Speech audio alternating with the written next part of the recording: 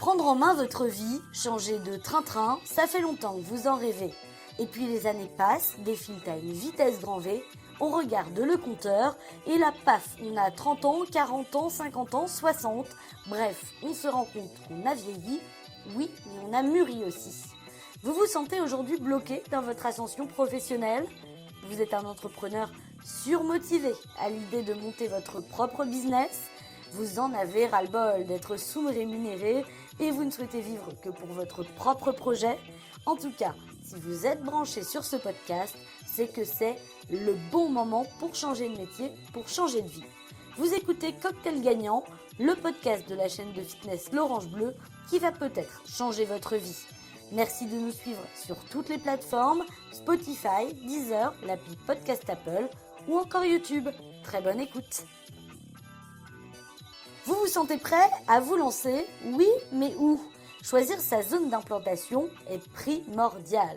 Votre zone de chalandise va devenir votre terrain de jeu commercial où vous devrez évidemment attirer, mais surtout retenir la clientèle.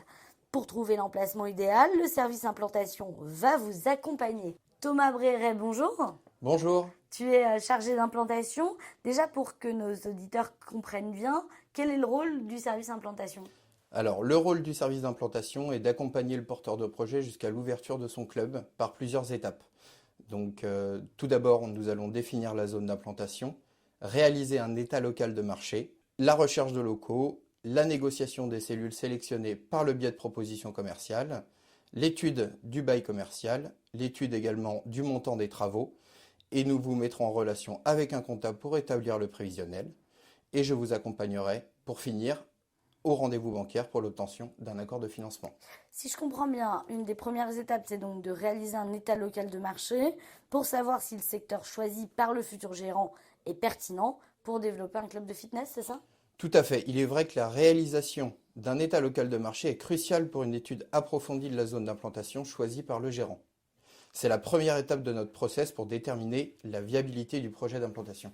Et du coup, quels sont les critères déterminants ? Alors, les critères déterminants sont l'offre, l'environnement et la demande, mais nous étudions aussi la démographie, les services, les commerces et le nombre d'habitants.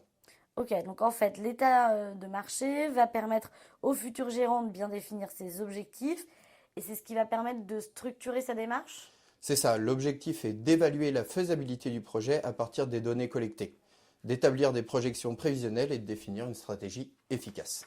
Cela revient aussi à identifier un marché cible ?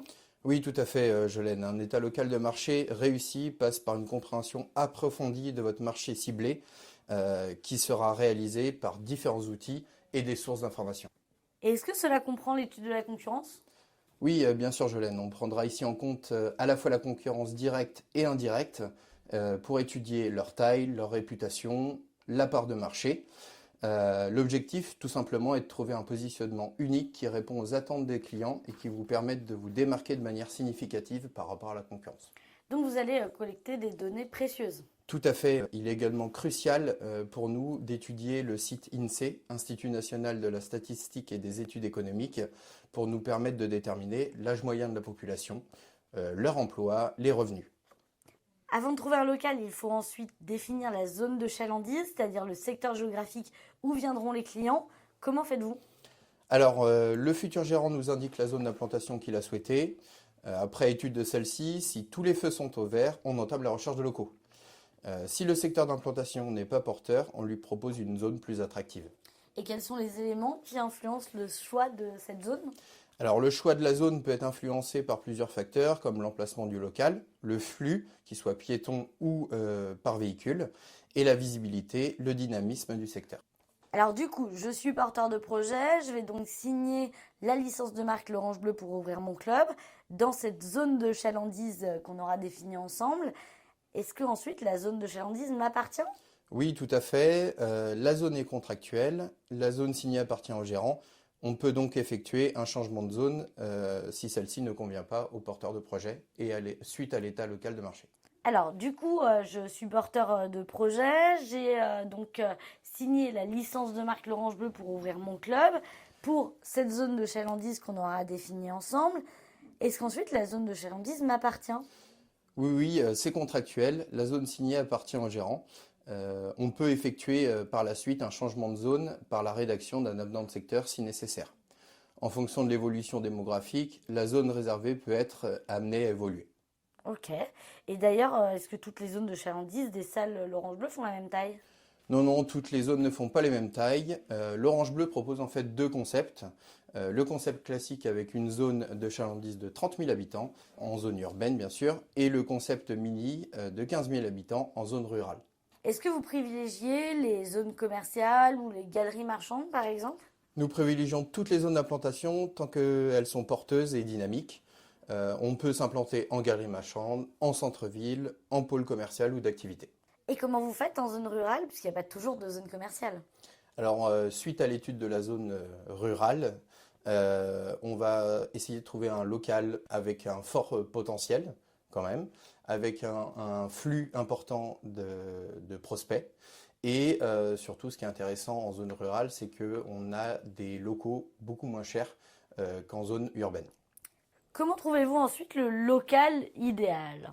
Alors, le local idéal, on les recherche par différents biais, des sites internet, par exemple Le Bon Coin, bureaux locaux, Se Loger, par le biais des agences immobilières, des centres commerciaux, on appelle également les notaires et les mairies, et on effectue également des déplacements sur le secteur pour effectuer de la prospection de biens.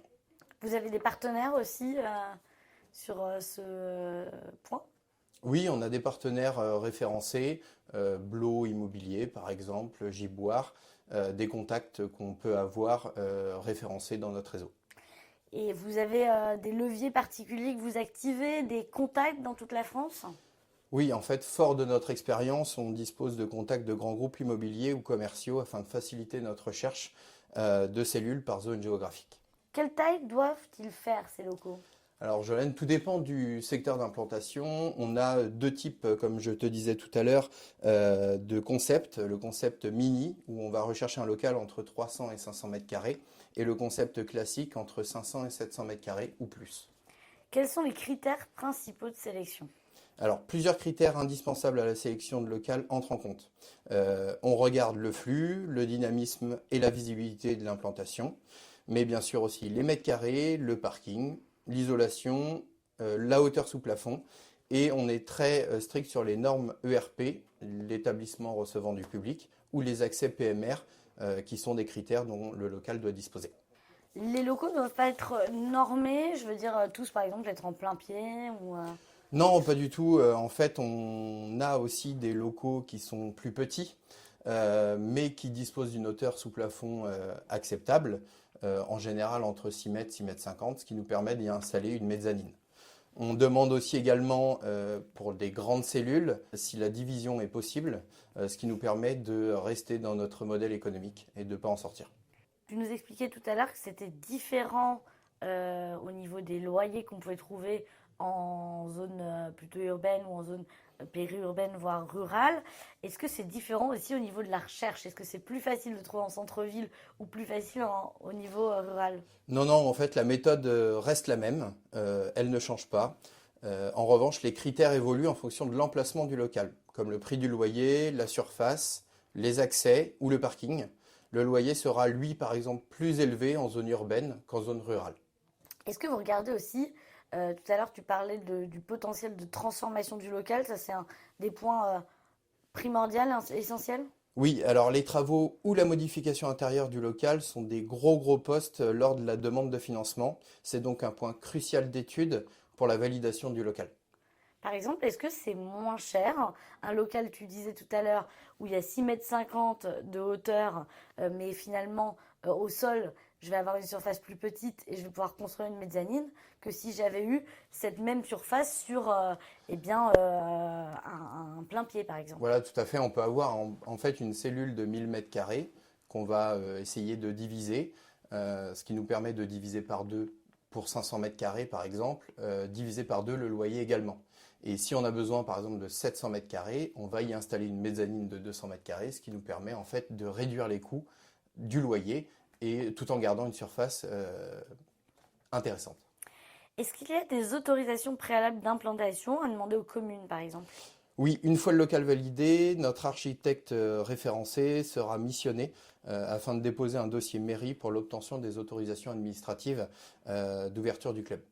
Qui valide le local? C'est vous les chargés d'implantation ou c'est le gérant? Alors on travaille de pair sur la validation du local. Avant toute démarche de négociation, le chargé d'implantation et le porteur de projet devront valider l'emplacement et le local. Et est-ce que vous allez sur place pour valider les locaux? Oui, pour chaque projet, nous déplaçons afin d'effectuer une validation du local. Ok, ça c'est systématique. Il y a un chargé d'implantation qui va sur le terrain. Tout à fait, systématique. Et du coup, est-ce que vous allez sur place pour valider les locaux?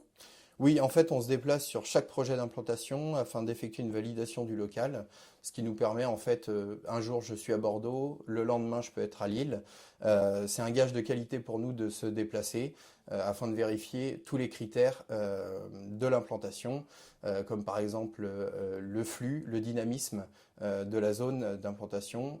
Si par exemple on a également des travaux à effectuer dans le local, les normes si elles sont respectées, par exemple les fluides s'ils sont bien à l'intérieur du local, la hauteur sous plafond, la visibilité aussi du local par rapport à la route passante.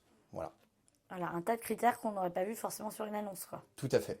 Et puis surtout qu'il n'y ait pas de mauvaise surprise. Pas de mauvaise surprise. Vient ensuite la phase de négociation du bail commercial. On peut déjà rappeler ce qu'est un bail commercial? Alors, un bail commercial, c'est un contrat de location entre le bailleur et le locataire qui regroupe en fait un ensemble de clauses et de réglementations pour notre activité. Et pourquoi est-il déterminant? Alors, la négociation, la rédaction et la signature d'un bail commercial sont vraiment des étapes déterminantes au projet. Le bail, s'il est bien structuré, peut assurer la sécurité et la pérennité de l'entreprise à long terme. Quels sont les points de vigilance dans un bail commercial? Alors, il y a plusieurs critères et points de vigilance que je vais te lister, Jolène. C'est la durée du bail, qui est souvent faite sur une durée de 9, 10 ou 12 ans. Le dépôt de garantie, le loyer. Donc, le montant du loyer et les conditions de sa révision doivent être clairement stipulés dans le bail. On regarde également les charges, les clauses spécifiques bien sûr à notre activité, la franchise de loyer et la prise en charge des travaux ou la répartition à la charge du bailleur ou du preneur. Qu'est-ce que vous négociez le plus souvent? Alors comme je viens de te lister, ce qu'on négocie habituellement, enfin le plus souvent, c'est le loyer, le dépôt de garantie et la franchise de loyer. Nous demandons également aussi la prise en charge de certains travaux par le bailleur. Ok. Et du coup, la négociation du bail commercial, ça peut être au final une grande variable du plan de financement? Ah bah que l'implantation soit urbaine ou rurale, on dispose d'un modèle économique strict. Les deux principaux critères qui influent sur la rentabilité et la pérennité du club sont le loyer et le montant des travaux. Ok, donc finalement, ça va influer sur le taux de rentabilité. Et du coup, je suppose que le loyer ne doit pas excéder un certain montant? Oui, toutes les conditions financières recueillies et négociées lors de ces différentes étapes sont déterminantes et nous permettent de réaliser un prévisionnel bancaire au plus proche de la réalité. Est-ce qu'on peut avoir une fourchette un peu de loyer? Oui, bah, en fait, en zone rurale, on va être aux alentours des 2500 à 3500 euros par mois. Et pour un club classique, on peut monter entre 3005, 4005, 5000. Et après, c'est un peu plus cher, souvent en Île-de-France, où on peut arriver à 7000 euros par mois. Est-ce que l'état local de marché, la définition de la zone de chalandise et du coup le choix du local permettent de faire des projections financières vraiment sérieuses? Oui, oui, le but, c'est vraiment qu'on soit au plus proche de la réalité dans le business plan, qu'on y mette les conditions financières négociées dans la proposition commerciale. D'ailleurs, à quel moment on finalise ce fameux business plan? Alors, on le finalise une fois qu'on a l'ensemble des conditions financières qui sont négociées, que le projet de bail est signé et en fait qu'on a aussi également le bordereau de travaux, le montant du bordereau de travaux. Toutes ces conditions sont regroupées dans le business plan. Après l'étude de ce business plan effectué, on peut dire qu'on a un prévisionnel finalisé.